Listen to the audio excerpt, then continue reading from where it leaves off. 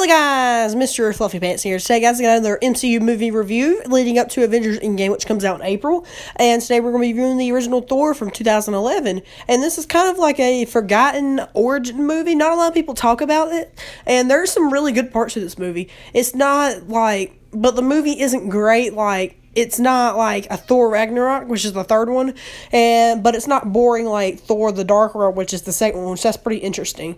But this is kind of the middle ground because there's a lot of interesting stuff. Most of the boring stuff, for me at least, is like the stuff on Asgard, the whole family, and a lot of people say Shakespearean drama with all the ice giants and stuff. I don't know, I'm not really too big of a fan of that. Now, in Thor the Dark World and Ragnarok, I thought they did that really excellently. But in this movie, I don't know, something just doesn't click with me about it. But, Thor gets banished to Earth, and he has to prove his worthiness to get his hammer back, which, that's where the film really picks up for me, because I remember this used to be on Netflix years ago, and I watched it one Sunday morning before church, and I was like, wow, this is actually really good, because I was expecting it to, kind of be bad, but I was like, man, this is actually really good, because the whole fish out of water stuff was really enjoyable for me. I don't know, there's just something about that never gets old to me. He's like, bring me another, and he smashes the glass.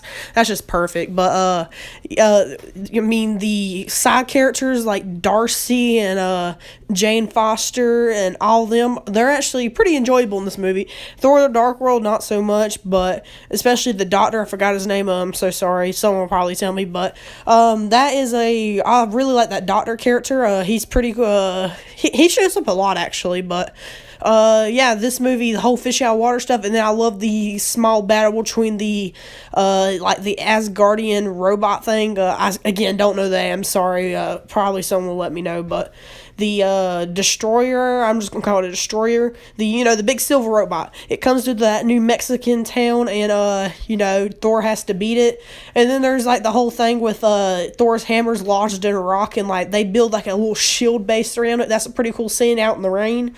But yeah, so, and then one of the best scenes out of this entire movie is whenever Thor gets his hammer back, and you just see like his chainmail and stuff just forming around it. It's just so awesome.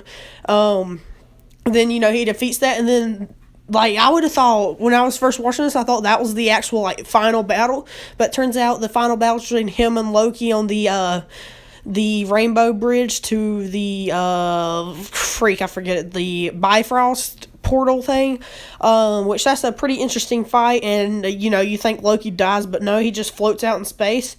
But one interesting theory I might do a whole video on is Loki did actually die after he fell off the bridge, and Thanos revived him.